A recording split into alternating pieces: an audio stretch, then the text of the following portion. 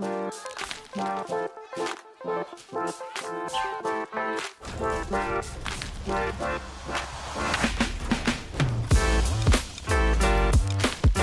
to Deep Look. It is Ultiworld's weekly radio show about the current statement. Keith wants me to call it a podcast, but I don't know. Y'all get the deal. I've been saying it for 10, 12 years or whatever it is now, Keith. I can't kick the habit. It is Tuesday, November 4th. Happy Election Day. Keith, have you voted? I haven't yet, but I certainly plan to go over and make my voice heard in our great democracy. Wow. Inspiring stuff, Keith. Thank you. I voted early. It's nice to be able to do that, do it on the weekend. I feel like it should be a holiday, Election Day, so that people can go and vote. Seems a little unreasonable to ask people to do it. This. I know that. But also people would love to have the day off, right? So you can just sit and doom scroll like New York Times and see what's happening. Yeah, I know it's really fun. The New York elections, they seem like they're a real blast. Well, we got a big one. I mean, this is the biggest mayoral race in a while. Interesting stuff. I think it's in the bag. Zoran is going to be the next mayor of New York City. I feel like, is this the biggest election? Is this the biggest election in the country? Kind of feels like it, even though it's a mayoral race. It's like weirdly gets a lot of oxygen. I mean, it's the most visible for sure, Yeah. both because of the candidates and also, it's New York City. It's like one of the world's most important economies. So yes, it's very visible. Definitely the most talked about in the media. So I think it will carry the most weight in its impact in that fashion. Well, we got some fun stuff today. We're going to be doing some club mailbag, and we're going to be talking about some early college as well. We got some big fall college events, but first it's time for our trivia question of the week.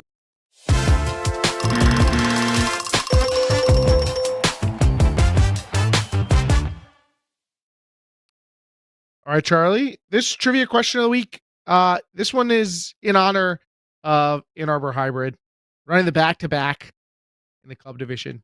Who's the last team, Charlie, to win back-to-back titles in club? Think about it. Last team to win back-to-back, period. Any division, any team?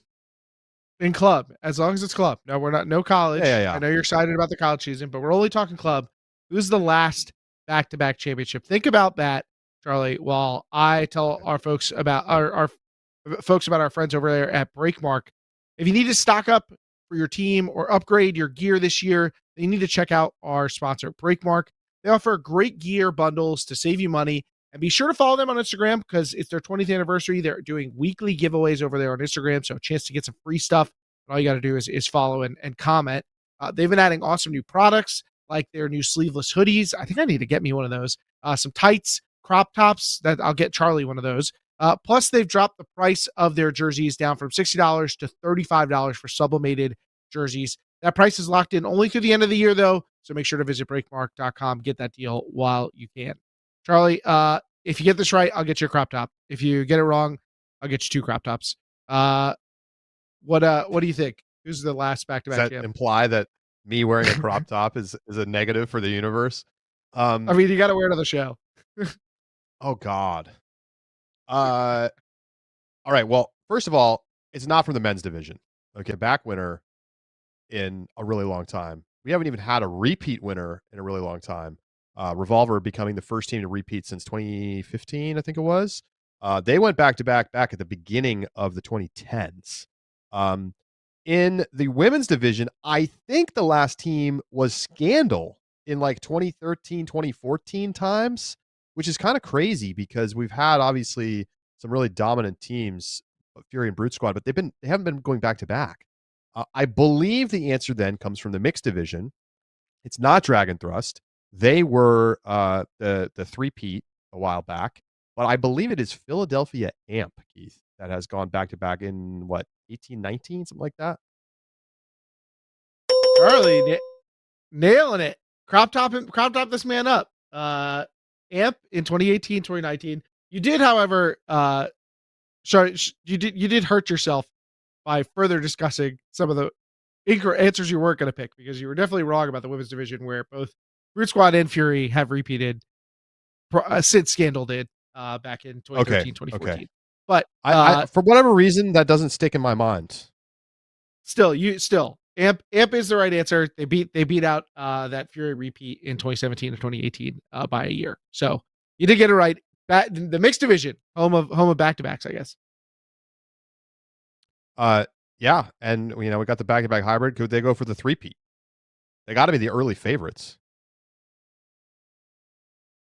I almost thought about asking you about three-peats for the trivia question. Maybe we'll have to save that one for a future episode. Three-peats. The only teams who have done it lately are Dragon, Fury, and did Revolver? No, they never three-peated. I know they didn't. I don't even know. You gotta start digging into Condors history, yeah, to get back to. It's not Condor. It's probably New York is the last one, or Dog. I forget which was first.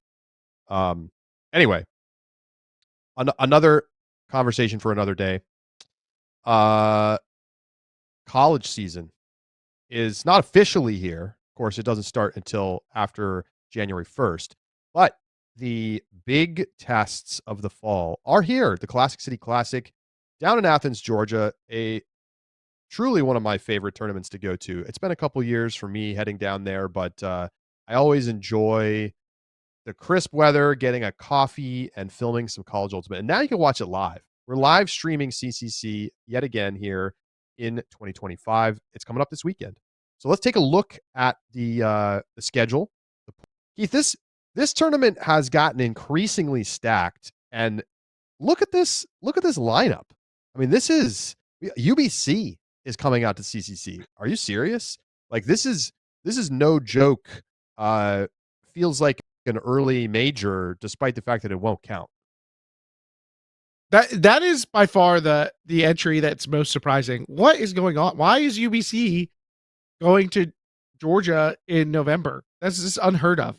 So watch out for UBC this year, and they're intriguing, right? They had a strong freshman class last year. Rex UN headlining, so UBC could be an intriguing team. And there's plenty to look at in this field between obviously some heavy hitters like Carleton and Colorado. Then you got your up and comers, your Georgia Techs, your potentially this UBC team, Michigan, Penn State, and then you've got teams on the rebound. What are we going to see from Pitt and Brown? So very, very curious field, I think. Are there specific matchups from pool play that you're eyeing up? Are you feeling the hype train for Georgia Tech this year? Hard not to. That train seems like it's pretty on schedule with the Grossbusters after their strong performance at the club championships. They've got good recruits. I think there's going to be some depth around this team. I expect them to be the real deal. So I'm most curious to see how they stack up against Pitt, because I want to find out where this Pitt team is in what could be a bit of a rebuilding period. They do have a really potentially a really strong rookie class this year.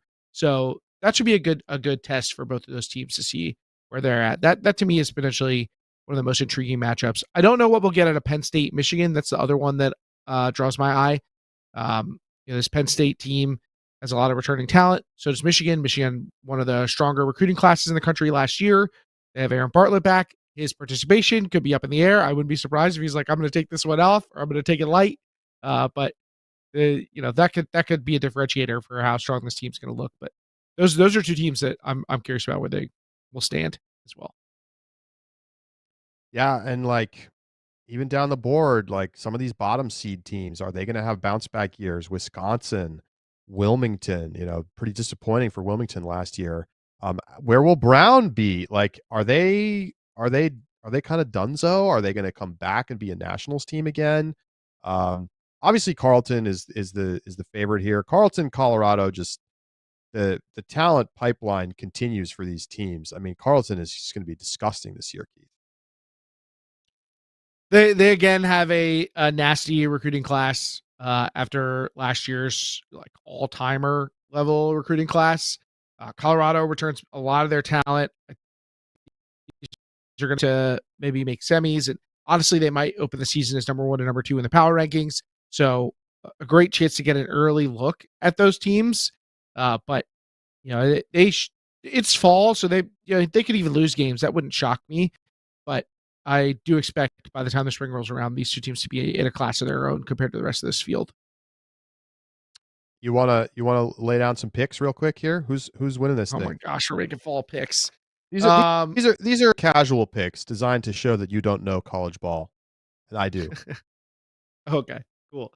I'm gonna go with. I think Colorado wins this thing. Okay. And give me over. I'll go over Penn State. I'll say Carleton kind of phones it in. They never try that hard in the fall. What? Here's a streaming schedule, by the way. This is day 1, of course. We'll have Cut Pitt. We've got a nice little women's game, the Georgia Tech matchup. Lots of different teams on stream. Of course, we will have a full set of bracket games on Sunday as well. There is a look. The final, I think some things are changing with the streaming schedule slightly. I believe they're moving the final up a little bit. Don't quote me exactly on the details here, but we may see some slight changes. So a good chance to see what's going on with a lot of top teams. I feel like you're overthinking it a little bit, Keith. I think we're going to get a Colorado final, and it's fall for everybody, but yeah, I'll take Colorado as well. I think that they're going to have a little bit more motivation than Carleton. I'm reversing course. I'm going Colorado over Georgia Tech. Let me get a little home cooking here. I don't know why I was overlooking that prior, but I'm staying on my fall. Carleton has got a photo in face. It's a lot of rookies for a lot of these anybody. teams. For anybody wondering about the women's division, the one, as has been par for the course for 6 or 7 years, maybe a decade at this point, the field in the women's division does not have a lot of nationals level talent typically, and very regional. But also they're playing a round robin, so that's the reason that they have a random game in the middle of what looks like bracket play. They don't have a traditional bracket, so they have a round robin format. So we're just kind of getting to pick 2 good matchups. It's going to be a great chance to see some of the integration of rookies and see where these teams stand as we head into the spring. And we've got a great slate of college action coming your way in 2026. There is a more notable women's tournament this weekend than CCC, and it is over at the Blue Ridge Finale. So we can take a look at the pools over there as well. Vermont is your 1 seed. Michigan, UNC, Virginia, OSU, and Pitt round out the top 6. Keith, it's not as deep a tournament as CCC relatively, but still some of the strongest teams on the East Coast will be in action. How about UNC as the 3 seed is wild. And someone posted on our Discord is like, what? I've never seen such a thing. I'm old enough to remember when UNC was a regional team, but this has been a long time coming, and they could easily outperform this. I don't think that would shock anybody. There's still some return talent, and they pick up Caroline DeWolf, who's going to be probably one of the top recruits. But Bella Russell show is it time for the Bella Russell era of Pleiades Ultimate? You'll have to stay tuned to find out, I guess. But this tournament, for me, for Ulti-World staffers, is like the score reporter ruiner, because it's always it looks like it's part of the 2026 season. And as we've seen Ultiverse and Ulti Archive and all these other tools pop up, they can misread what's in there, the rosters, I'm glad this tournament section, because we get to actually look at rosters and stuff, but it does get all mixed up in score reporter. It should be an interesting field here. Vermont, I think, is going to still be strong. It really stinks that we're probably not going to see Caroline Stone this year after her injury, but they continue to recruit well. We'll continue to see the development of their team because they've had a steady pipeline. coming in. And a great year for Michigan last year. So how will they continue on that arc, or will we see them come back to earth post Cat McGuire? Who are Carolina's notable losses? I mean, I know they had a disappointing Nationals last year, but they lost their first 3 games to miss out on the bracket by 1 goal each, including losing to UBC by 1 goal, by the way, who went on to win the national championship. So, like, are they the favorites to win this tournament, or are they losing too much? Emily Shakuski and Kaylin Lauder, to me, are the 2 big standouts that they lost from last year. And Erica Birdsong, obviously very talented, but didn't get to play as much as fans would have liked. So those are definitely the big losses, and those are the stars, I'd say. They still have Allie Riley and Martha Plain back. They did lose Macy Hudson as well. Like, they're going to lose some depth, but they have some veterans who've been in visible roles already, who are going to be back to kind of take over. Claudia Dare, Lisa Way. But I think Belle Russell is going to be getting a heavy dosage as the kind of one of the key pieces for this attack. So that's what I'm watching for there. All right, Keith, picks time. I'm going to go Vermont over Carolina in the finals. I'm going to go Carolina over Vermont. Same teams, but I'll take the other side. Okay, so you're all in on Carolina again. Another team, just flagging down the line, something that I picked up during the club season. University of Maryland has, I believe they're either a sophomore or junior this year, but Avery Diacampo was getting run in the semis at nationals and is on this Maryland team. Can they move up from being a like mid-tier AC team to being a threat? Could they maybe earn a bid? I don't know, but that's a big time player to build around. Maryland Helpful Corn, one of the GOAT college team names. What if they go hard? I'm gonna get a Helpful Corn jersey. Wow. If they make nationals, Charlie wants to get a Helpful Corn crop top. Is that what I'm hearing? Lock it in. Crop top. Okay. Let's keep it rolling. It's time for some mailbag. And but before that, we're gonna take a quick break. So we will take a breather. When we come back, club season mailbag, Club Nats talk, 2026 talk, and more. Stay with us. It's Deep Look.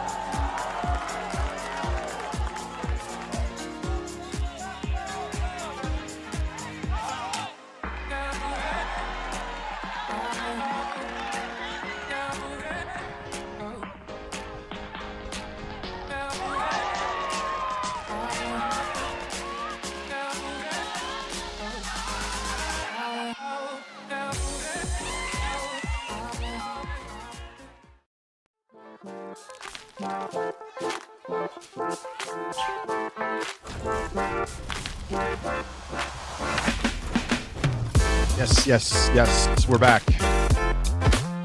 Do not miss tons of great YouTube content out on our YouTube channel, which hopefully you're watching right now. If you are watching us live on YouTube, Give us a like, give us a subscribe if you're not already subscribed. We've got full game recaps and the full game footage up from the club finals in all three divisions. We've got best of club nationals highlights up, tons of great stuff to catch up on Club Nats if you missed it during the weekend. And also, as you saw in that commercial break, we do have the World Beach Ultimate Championships right around the corner. This is the country version. So, got Team USA competing across lots of different divisions. And that starts on November 16th, which is in just under 2 weeks from today. So, your Ulti-World subscription gets you access to tons of games from WBUC. Certainly recommend getting an all-access sub for the week and being able to enjoy all of the games from the fields. We're doing 4 games a round. It's something like 140 games total. So it is going to be wall-to-wall action, and can't wait for that. Keith, we're going to do WBUC preview next week, so no worries. But what are you most looking forward to about Beach Worlds? Tournament is massive, absolutely massive, and I can't claim to be a beach expert, so I don't know what surprises we may see. But I always like these tournaments as a chance to learn about new players. I can't say that I know the Spanish scene that well, but some of these Spanish teams have had a lot of success here on beach. So getting to know some of those players, seeing who breaks out from some of these other teams, should be a lot of fun. And there's some big name stars in the field that we will be talking about when we do our preview. Yeah, I mean, the biggest stars of the international scene are playing. Spain mixed looks formidable. They made the finals last cycle. They lost to France. France is not stacking their mixed team this year, but Spain mixed has been killing teams in warm-ups over in Europe. So they look like a credible threat to knock off the U.S. Of course, U.S. mixed falling to France last cycle. So we'll get to all of those stories and more next week. I've got right two now, of your favorite words in Ultimate Charlie. Karan Sharma. That's what you need to know. India mixed? Yeah. Let's go. He's going to kill it on the beach. Oh my God. All right. Let's open up some club mail. Keith, I'll let you grab the first question. I'm actually going to reach outside of the mailbag and into the chat for this one, Charlie. And this is distinctly for you. Which pony, bet, or exist player would you vote for next NYC mayor? Oh my God. God, I don't know.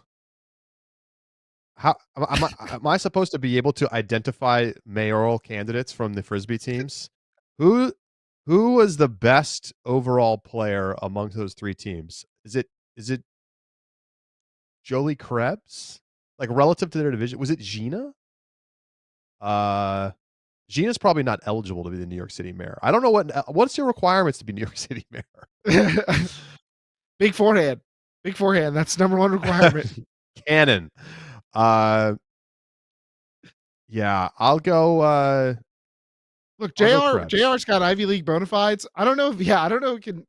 I feel like maybe time for Jimmy Mickle's next career, right? He's ready to move on from the Frisbee, and he could be an elder statesman, Yeah, exactly.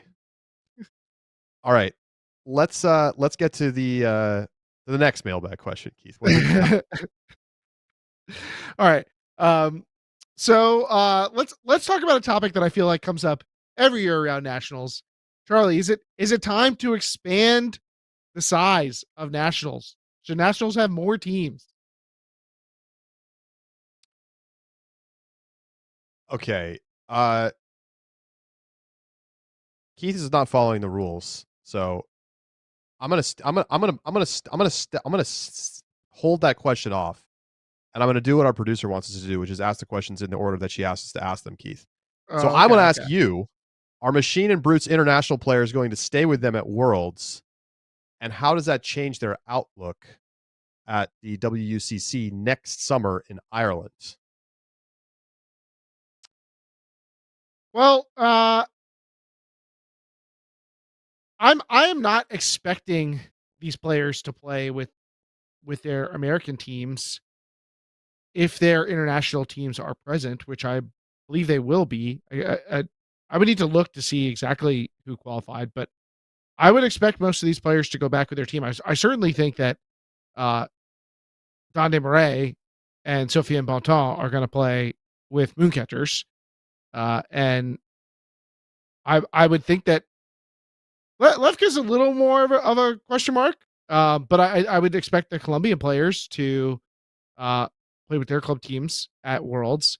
And I think that's going to potentially hurt these teams' outlooks overall. I would not be surprised if maybe they tap some friends to fill the holes, but is there a world in which it's like, well, you could battle to win the bronze or you can win the gold, stay with us.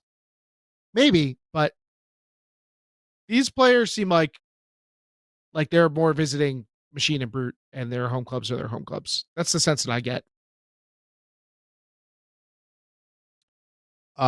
Yeah, I mean, hard to say for sure, but think of it this way. When a US player goes over to play with whatever European team for EUCF,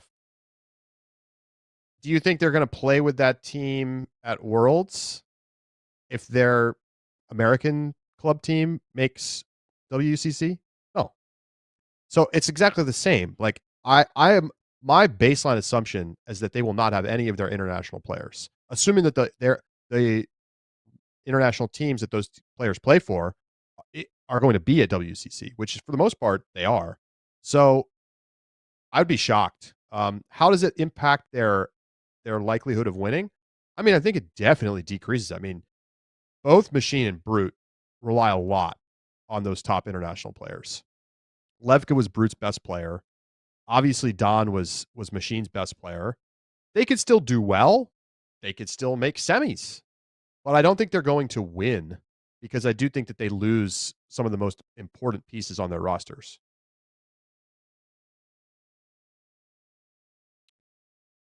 Yeah, big question marks, but that'll be part of the fun of Worlds. Maybe a little bit of some drama, stir the pot a bit, especially if we get some matchups between those teams and their former international teammates. On to the next one, Charlie. I got I got it for you. Back into a higher physicality era. Looking at our champions, I would label them as some of the more physical teams in their respective divisions. Hybrid push teams out of their own cutting lanes. Revolver's double blue card resulting in a reverse pick for Rhino, etc. Do you agree with that? Is it good for the game? Is it good for fans? Well, I agree that higher physicality is interesting. I do think we're kind of pendulum swinging.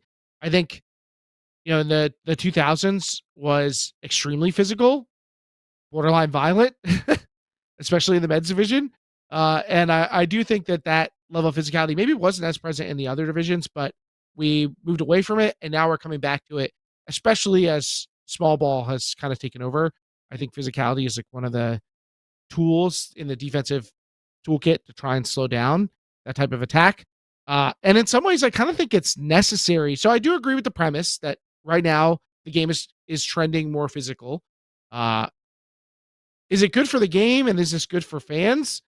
Well, I think finding the line between safe and physical is important. But where we can have physicality, I do think it's good for the game because the players kind of get to decide where that line is. And frankly, it's an offensive game, and that's fine. Offense is fun and more entertaining, but we can't strip the defense of any tools to resist, or else the game will get boring fast.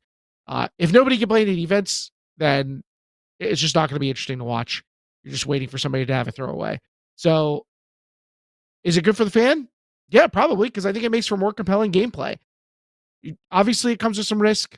You're if you're going to play for more physical, even if players are trying to be safe, you're going to end up in more dangerous situations. But I think that's something it seems like both players and fans are willing to accept. Yeah, I think it makes sense in a way that physicality is coming back into the game because it's an obvious way to combat dominator sets. And being a little pushier in the reset space is going to help with that. I think it's very much team dependent and even the kinds of players that you have on your team. But I don't know. In general, I'm not necessarily sure that I feel like there's a huge change at the top of the division. Uh, Perhaps a little bit. It did seem like there was a lot of hard fouls on the marks that got kind of removed from the game with the contact rule. And it seemed like there was kind of more as a result of that, there was more of a strategy maybe 5 to 7 years ago about developing marking strategies that were like a little bit further off the mark, taking away more space, but not putting as much pressure on throwers with an aggressive marking scheme. That seems to be going away a little bit as well. I feel like I'm seeing more tight marking. I feel like I'm seeing a little bit more bang bang foul calls on the mark. Like, did you release it? Did you not release it? Um, so I mean, I think generally the top teams have always been on the physical side, but maybe we're seeing it trend more in that direction again after kind of going the other way for a long time as the rules changed mostly. Well, to your point, also, I think the way that I'm seeing down the ladder, like once you even off the elite tier, I think you've seen people taught to defend in a much more physical way. And some of this perhaps could be attributed to the semi-pro leagues where there's a lot of physicality around the stack. But I just think people are learning now their baseline defensive principles to include a lot more physicality. I see players all the time who have already played in high school and they're being taught to have a hand on the person you're covering, to make sure you're touching them. Like that is in some ways, some people are being taught that as a fundamental, and that was not the case. Like that would have basically been like verboten when I was a kid. Uh, that is how people are learning now, and you're seeing people learning about leaning on players in the stack or in the reset space to try and take away some of the small ball windows that they might attack.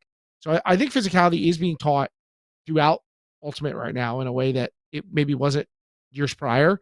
I will note though that in general, like except for a couple of black sheeps, the semifinals teams and above did have pretty good spirit scores. I mean, Hybrid had I think the second highest spirit score in the mixed division.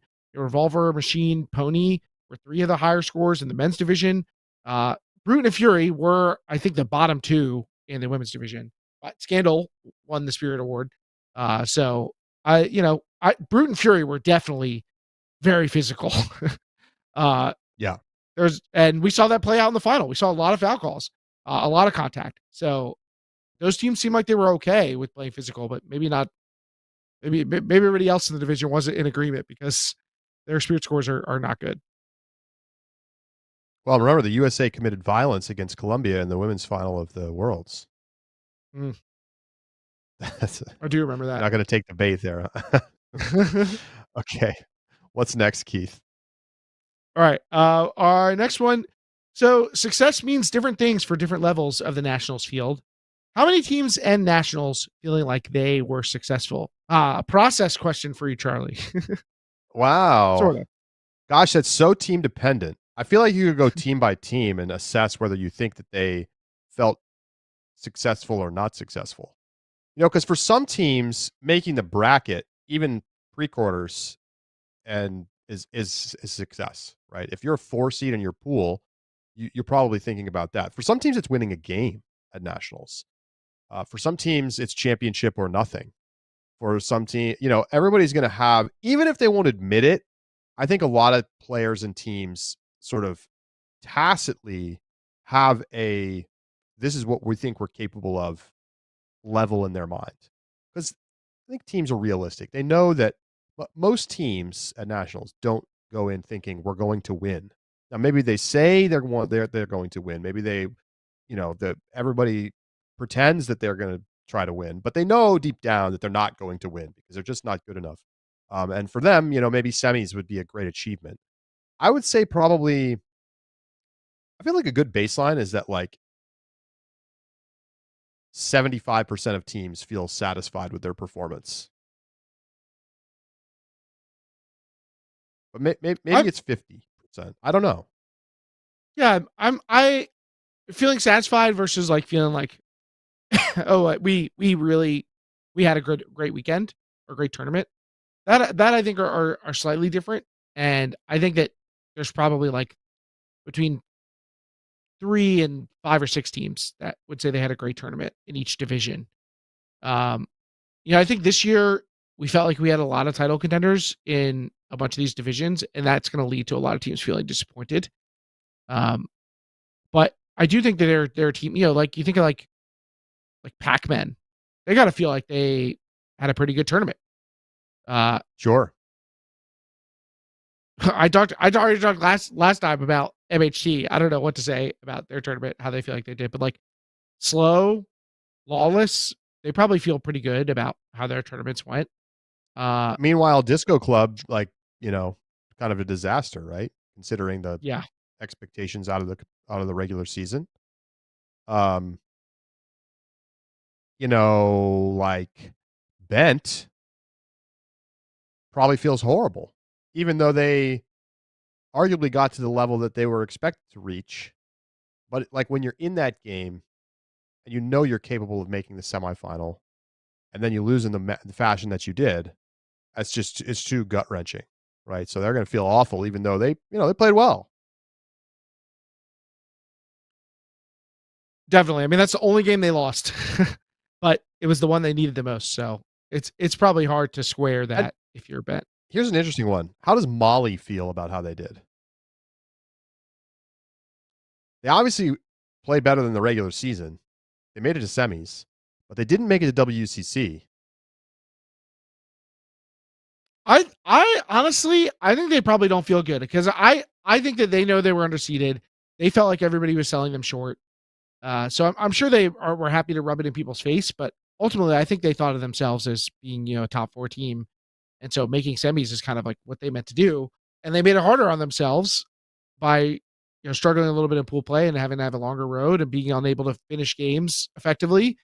They made some great comebacks. I'm sure they feel really good about, but like, why were they in holes like that to begin with, and then lose the last 2 and miss out on Worlds? I think they probably feel negative overall on their tournament performance. Yeah, it's an interesting thing to think about. And teams will also lie to you about this kind of stuff. They'll tell you they feel good, but they don't, or they'll tell you they're disappointed even though they aren't. So interesting one. All right, Keith, how did Fury lose? What cost them the championship after the unbelievable season that they'd had, and they were just destroying everybody at nationals until the final game of the season? What are you guys talking about? They lost? You serious? um, the I have been looking at this. I was actually rewatching this game yesterday and today to look at the errors, and overarching storyline. Brew came out with a great defensive and off came out with a great defensive game plan, executed solidly on offense, and I think they spooked. I think they spooked Fury. Um, Fury, there are quite a few mistakes that Fury made that feel, and this is a word that I try basically never to use, but I feel like it's appropriate here, that feel uncharacteristic. Uh, there were also some calls that both teams got either way, so I don't feel like the calls had a huge effect, but there were some mistakes on Fury's part that weren't necessarily caused by Brute, but to me read a little bit like they were feeling a pressure that they hadn't felt before and getting out of sorts. There's some mistakes in the reset space, which are both execution and system errors, like having too many people in the wrong spot, or hesitating to throw a look that you need to throw. Some of that shows up on tape. So I think the Fury felt a level of pressure that they hadn't in any time prior, and that's credit to Brute coming out with such a strong game plan and asserting themselves early. I think Brute put Fury in that position, and Fury did not respond well enough to get out of it. I mean, I think you are sort of tacitly putting the blame on the offense, which I get because they gave up 4 breaks to start the game. But you also have to acknowledge that Fury they did maybe their worst job of the season of getting breaks. Like most games, they're getting way more than 4 breaks. So, of course, once again, Brute deserves credit for that. But, Brute's O-line was able to get the disc back. They were able to keep Fury from, getting those fast break scores. So, while the early mistakes set the table for them to lose the game, it was the long run of the game where they were unable to claw those breaks back that ultimately cost them. Because they would have lost this game only giving up 2 breaks, right? Because they only got 2 back and they lost the halftime flip because of the breaks. So, obviously things might have been different if it was only 2 break deficit early, but I feel like you got to blame the defense a little bit too. Sure, but they forced 7 second half turns, eight second half turns. I think if you can't convert them, it doesn't matter. O-line. Right, but that's your offense. Are you talking offense as an O line or D line? Because they don't really have a D line. Like I think that they were getting turns on defense, and some of them were because Brute was being really aggressive, especially even in that early run of breaks. Brute had a lot of turnovers. Their D line was chucking the ball around, and I think that the defense was okay. It wasn't great for Fury. I think that you're not wrong that like the defense did not have the teeth that they've had before. They were able to afford playing below the level on offense because they were so good on defense. But Brute Squad was able to maintain possession when they needed to, and then they were able to keep the Fury defense from breaking them when they got the ball. So I still think that some of those errors are offensive in nature. What's next, Keith? All right. Our next question. In a world where Club Ultimate looks more like other professional sports, which player from a non-quarters team would be the hottest trade prospect heading into the offseason for each division? Who do you think is moving on to a championship contender next year? Because they can sign with whoever. Okay, non-quarters team. That was the okay, so obvious candidates are going to be players. I'm starting in the women's division. I mean, we can go division by division here. Kayla Helton. I think was like the statistical leader at nationals. What was her final stat line? It was another insane. Dominant stat line. 16 goals, 23 assists, 6 blocks, 7 turns. I mean, that is nuts. I mean, obviously would be a huge option right there. Molly Wedge, both production as an offensive player and an incredible defender from Sixers. Lauren Kimura, if you need a handler centerpiece. Let's see. Carolyn Normile. I'm just going through women's division teams right now, Keith. You can maybe pick another division and get ready for this same answer. Well, let me make sure that I get this person in there because I know where you're at. Jordan Sorensen. I voiced my skepticism from Grit that she could repeat last year's stat line. She did it again. 11, 19, 9 blocks. More blocks than turnovers, 8 turnovers. When you had double digits in both offensive stat categories and you had 9 blocks. Like I got a real question. Why is Jordan Sorensen not on Scandal? These numbers seem to support being on the best team. I mean, maybe Jordan Sorensen is like she's not a captain. I don't know. I can't tell from the USAU page. That's sick though. And definitely would be someone who gets snapped up quick. Lily Johnson from Grit has 21 goals. That there's going to be some interest there. Go AU. All right. How about mixed, Keith? All right. I was looking at men's, but let me pull a mixed. Okay. No, it's too late now. Go ahead. If you're looking at men's, now I'm mixed. So okay. I'm not going back. I got some, but I'll let you go first. Well, there's a little former player of the year hiding out on tower, Robin Fennick. That could be an appealing pickup for somebody. I don't know. Just throwing that out there. There's some really good candidates with some of these teams that lost. Joey Wiley, Lindsay McKenna, maybe number 1. Oh yeah, Lindsay McKenna. That's a good one. A player who impressed me at Nationals, Abby Thorpe, 12-14, 3 blocks, 14 turns. Obviously been killing at the semi-pro level too, so I think that would be a nice pickup as well. Uh, Other names I would throw out there, uh, Riley Kirkman Davis from Trash, Joey Wiley from Disco Club, uh, Theo Shapinski from Rally. Just some quick thoughts off the top. How about men's, Keith? A lot of Well, players from Dig. Many players from Dig. yes. A lot of dig. Do we even want to go through the list or just like let it No, ride? no. I think we can just Okay. blanket say most of Dig's roster. Most of Dig's roster. Yes. Honestly, I think people would be really interested in the dynamic duo that leads this Sub-Zero team. I think Will Brandt and Paul Krennic would Yes. be Yes. highly sought after as well. Jacob Fairfax from Ring. How about Jeremy Langdon put up some stats at Nationals for Chain. 24 goals, 6 assists, block, and 3 turns. They've got some other players on that team too. You know, so if you want a younger player like Adam Miller, Holzmeyer, of course, some really solid players on Chain. You're going to find great players on all these teams. Connor McHale, ring a bell for anybody? Tom Blassman. Mm-hmm, mm-hmm.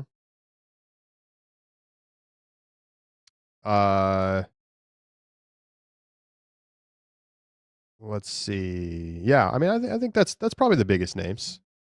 Teams that lost in pre-quarters tend to have the top players. Fun Yes. exercise. I know All right. we'll be when we do our awards superlatives. I'm sure we'll do all non-nationals too, so we can dig deeper. Would staggering the start days by division at Nationals be a crazy idea? So, for instance, one division goes Wednesday to Saturday, one goes Thursday to Sunday, one goes Friday to Monday. I don't even know if I like the idea, but I think it's interesting. What say you, Keith? Well, in a vacuum, I think this is compelling, but I think it probably hand waves some of the extra challenges that come with this, just making the tournament longer. I think that presents a lot of logistical challenges for particularly people help running the tournament, but also for travel. Like teams are now coming in and out over multiple days. Somebody has to come in the middle of the week. You got to stay from Wednesday to Saturday, and presumably, obviously you're getting there Tuesday, maybe even Monday. Like how are teams navigating that challenge in particular? The expenses of taking the fields means that the tournament's probably going to be more expensive.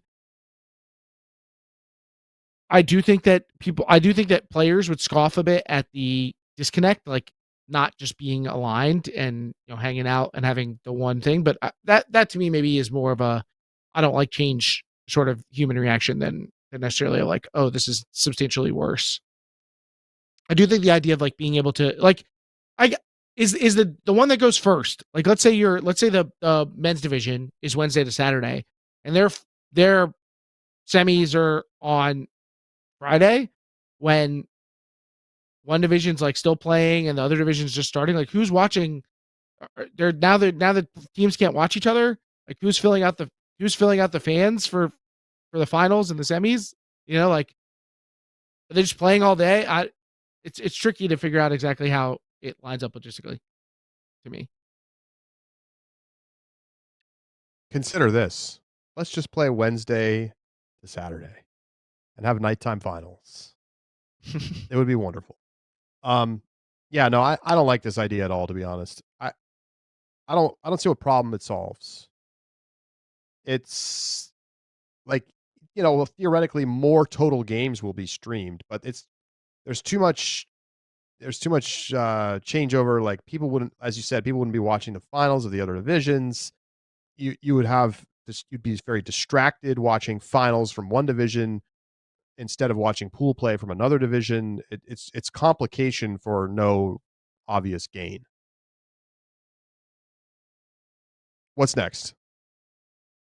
All right.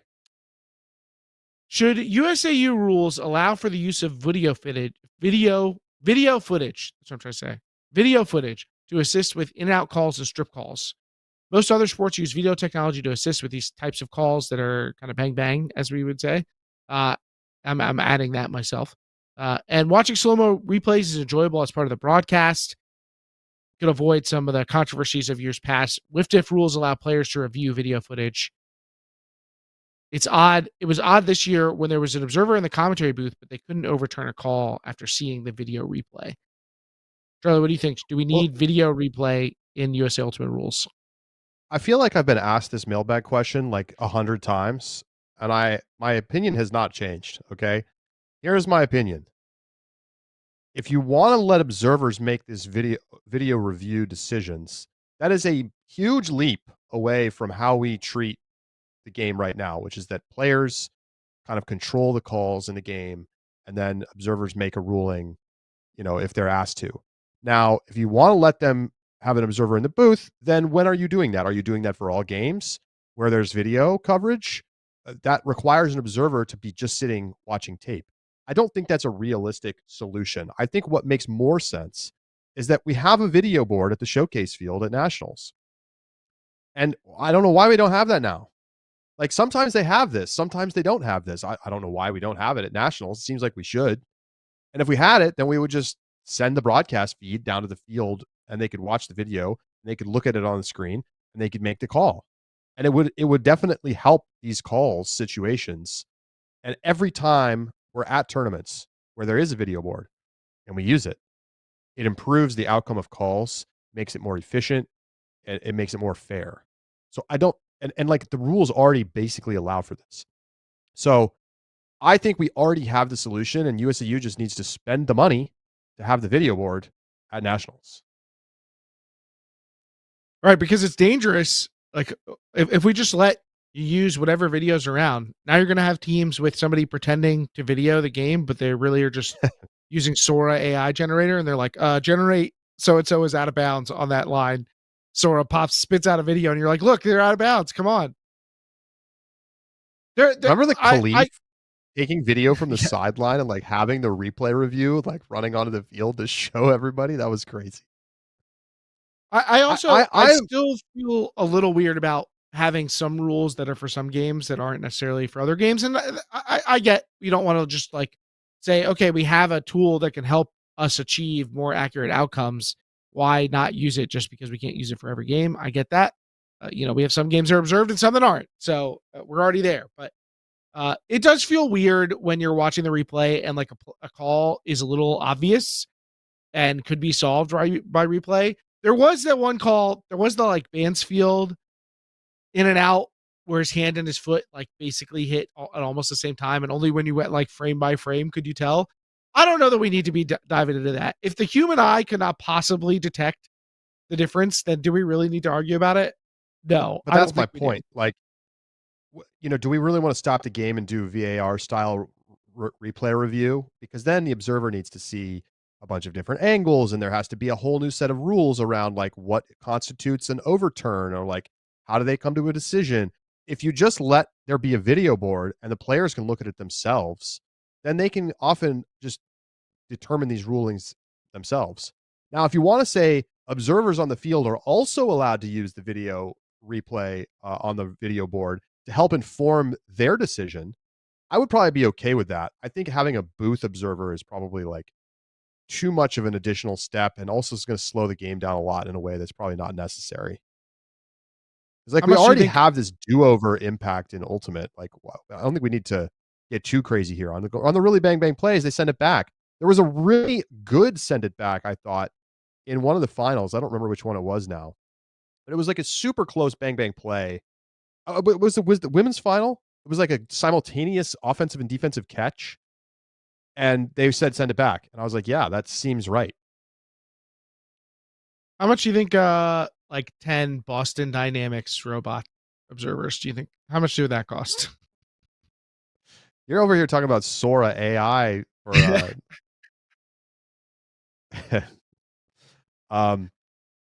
yeah, I think the solution is already available to us and it's easy to do. So I think we should just start doing it. Like every championship event should have a video board. This already happens at WIFTIF. I feel like USAU just like picks and chooses when they have it. They have it at US Open usually, but not at nationals. Maybe there's like a limitation that I don't understand, but I feel like they just need to spend the money on this. Kalakovic is in the YouTube chat, and he is in all caps. The in and out calls are brutal. He feels like he needs to be unchained. Well, right, because he's got the footage a lot of the time. Why not use the tools we have to get the calls right when the players can easily assess it for themselves and agree? And if they still can't agree, then it's probably too close to call. Yeah. I still have some misgivings. Like sometimes I wonder if like one of the flaws in self-officiation is like some of these calls, it's not just that players are biased. It's like they just can't. How are they supposed to know while playing? How are they supposed to know? Right. And when it's really, really close and you see the person's hand landing out of bounds, you're not also watching their foot at the same time. Like you're obviously going to make the bang bang call in your favor, and you can't blame players for that. I mean, that's why we want to use video replay. I've said this a bunch of times, but on these strip calls, which are often very close anyway, how am I, as one of the players involved, supposed to know when the other person stopped rotation? I'm not them. How do I know? All right. Is it? We're gonna get back to the original question that you asked. Is it time to expand the field at nationals? Charlie, you know how I feel about this. You know how I feel about this. It's the wrong direction. Shrink the field. Better regular season. Stop with why we don't need participation trophies out here. Oh, so when we finished 4th place at regionals, we're good enough to be in nationals. Win at regionals, bro. Come on. I don't need more of this. There's like 100 teams in the women's division. What do we need a 5th of them to be at nationals? Is this really going to make nationals better? More revenue. That's a big upside. More revenue for USA Ultimate. We don't have the capacity for more teams at nationals right now. You'd have to expand the number of days or something with 3 divisions. It's a huge tournament as 20 teams. It's already like at the limits. Like HSNI is a 32 team tournament, and it's hard to find good field sites that have enough fields, and that's a 33% fewer teams. So like there are only so many field kites that can even accommodate 48. If you go to 60, I don't even know how you do it. Like from a field standpoint alone, it's tough. But then you also have all the scheduling problems of how do you do pools now? Are you going to play 5-team pools? It's horrible. I don't like it. I think you'd have to go to 24, but the bottom of the nationals field is already too weak. Like, yes, the bottom 3 or 4 teams aren't really good enough to be at the level. And like, cool, they made it. Good for them. Like they earned it, or maybe they didn't because they got lucky with some nonsensory at the beginning of the club season, and their region earned a fraudulent bid.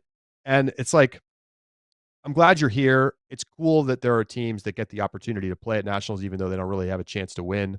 When I was in high school, I got to go to high school Western nationals because we were the only team from New Mexico, and we got crushed mostly. And like, it was cool for us to be able to go though. But I think we're already at the right size. There's a reason they've sort of settled on 16.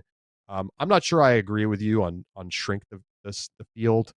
I get where you're coming from, but then you'd have to like do super regionals, and it's like complicated, and obviously it would be very unpopular to do that. Or Charlie, well, let me acknowledge this comment that made me laugh.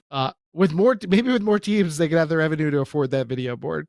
So, says Avery in the chat. So, give and take. But why instead of bringing more teams to nationals so that more teams can have this great experience and be a part of this thing, I'll talk about something that Charlie likes. Why don't we make regionals better? Let's make regionals more awesome. So being at regionals and being in the late stages of regionals is cool. Like, yeah, can we achieve that? I'm a big proponent of improving the series and making regionals like a truly fun and important event with lined fields and amenities, and this happens at some regionals, but not all. Sometimes it's a mess, and I think that's terrible because it's the pinnacle tournament for most teams, for most club teams. I understand that the sectionals level is never going to be like a fancy experience, but the more USAU can do to improve that experience, the better. My other thing is wildcard tournament. It achieves the same concept as getting more teams to nationals, but it only lets one or two teams in that earn it via the wild card mini tournament. So I we don't just understand do how you could be so against super regionals but pro wildcard. It's like one super regional. because my thing is that the regular season is so far gone from mattering that we might as well double down on the thing that is actually awesome. And a Okay. wild card play-in day on Wednesday would be so sick. Imagine all the streams that you get to do of these teams trying to win their way in, and everybody else. I've already made this whole concept. I've This is heard in it. one of my mailbags. You can go read my whole spiel on this if you want to.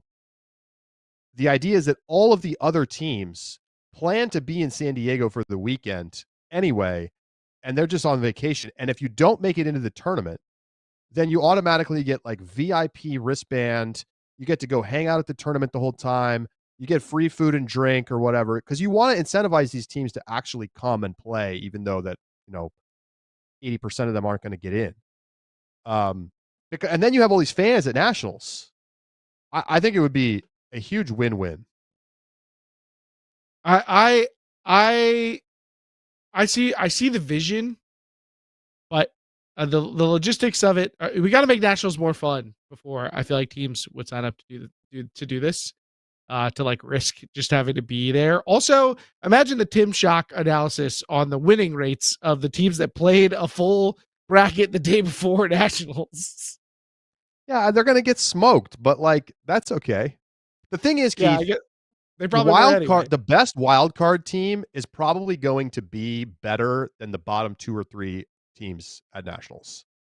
That might be true. Right? Because for instance, like who are the teams that lost in the games to go this year? You've got like I'm sure we can come up with some teams that are really good that didn't make it. Like Burrito, Mischief. BFG. While we're in the mixed division, BFG, perfect example. Like they could go to semis.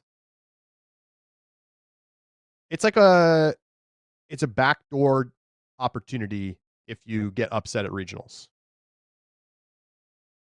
I think it would be a lot of fun. They refuse to try anything exciting or different. Okay, that's not fair to them for not taking on this massive idea. I mean, I know, but I say it more generally. Okay. That's like me being like, we should play with 2 discs. Why USAU just refuses to take on anything different? Ridiculous. All right. So this question is about teams with their windows closing. Which teams missed their chance this year and will have roster attrition? Which teams are going to step up next year? Whose window might have closed this year, and who maybe is coming into a new window? My first thought when you asked me this question is that Machine is in danger of seeing the window close. However, they get one more shot, Keith, because they have Worlds next year. So they're going to want to keep the team together. They're going to want to run it back one time. But like, how many times can you run it back and fall short before people burn out, they get too old, they retire, whatever. You're getting close to that with Machine. Yeah, I think I wonder where Phoenix is going to be next year.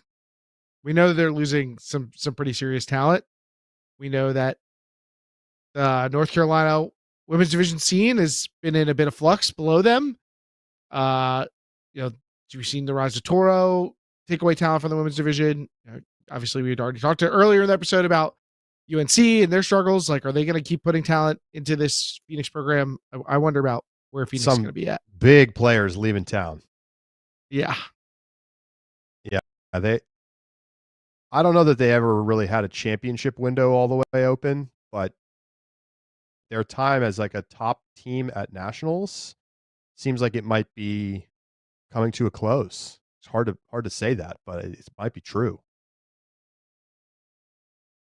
They're going to be like, they're still going to go to nationals every year, but they might be like a pre-quarters team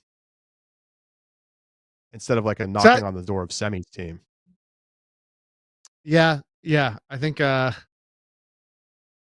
could be tough for them to recover. I'm not ready to cast out like Pony. I do think Dig is in a weird spot right now. They do have some older players, but they also have some really young talent that's good. I think that's true for Ring as well. So I don't know where those teams will be at moving forward. It's it's interesting if they keep Toba and they like retool around their really, really strong young talent, I don't see any problems for Dig. They maybe need to think about how they run their. I mean, losing to Pac-Man is obviously like you're going to be doing some soul searching after that game. Like this is a team that was trying to win a title. It obviously went poorly. Do you need to make a coaching change? Maybe I don't know. You got to do something different. Agreed. What's next, Charlie? I don't think the championship window is closed. Too much talent. Unless this causes too much chaos and they like fold the team. I mean, Boston is always a very volatile market. That's the other thing. Teams. Boston is volatile, and we know a bunch of these guys don't live in Boston. Like, can they keep all the pieces together? Right. Red Tide on the come up, Keith. Could be. They have the momentum. But we said that about Blueprint, and where do they go?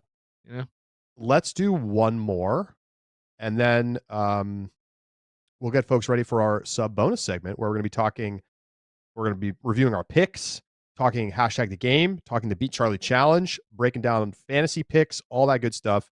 We're going to do that live in the Discord in just a little bit. But last question here on the main show, Mailbag. Revolver, Rhino, Pony, and Machine have separated themselves from the field for the last 2 years. Can you see anyone else breaking through next year in the men's division? Yeah, this feels. I get where this is going. Like the same 4 teams, they're talented. They like could easily be thought they're going to lead the power rankings coming into next year, I guess. But I'm not sure. I feel like this is a little bit revisionist. Or like I think this is kind of like erasing, Truck and Bravo and Ring and Dig, who've been like fixtures of being challengers. We've got a sockeye team that there's a lot of optimism around where they're going to be.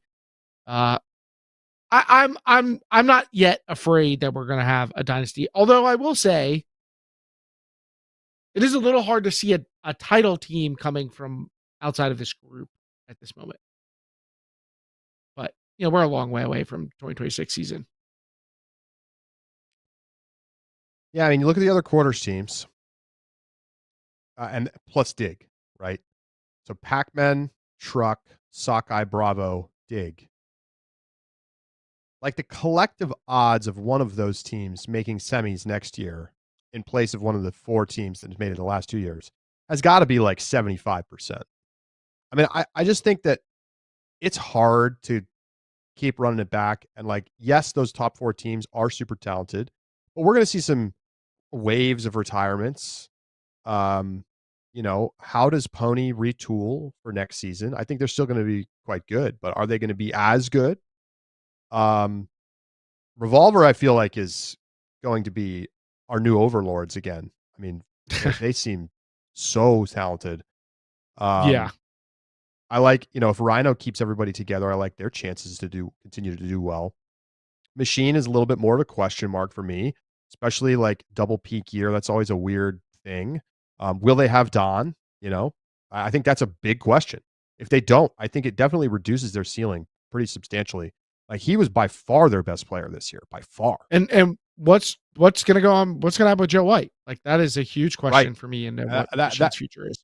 If Don's back and Joe's back and healthy, like then they're a title contender. But if those guys are not playing or whatever, like Machine could go back to being a quarters team.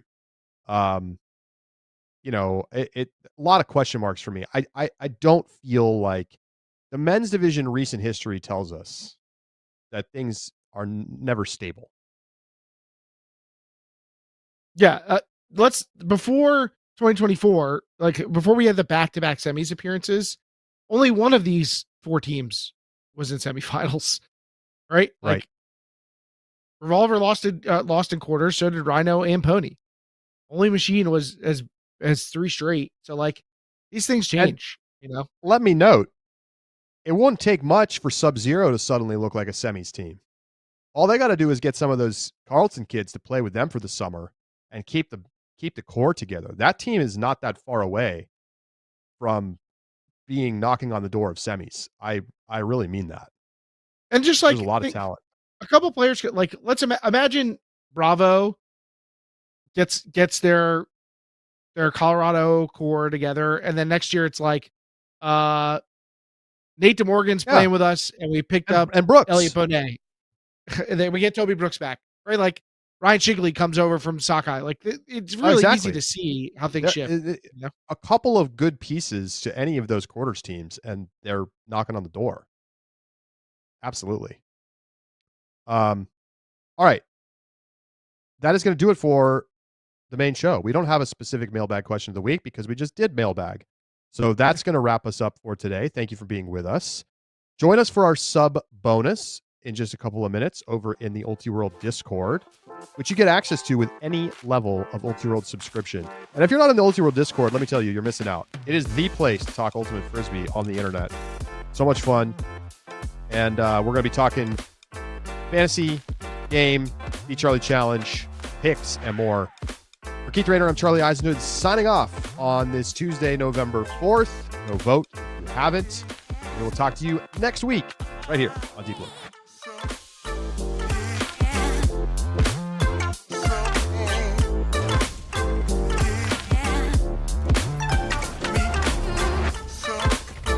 Sauce Gardner to the Colts, 2 first-round picks. Whoa.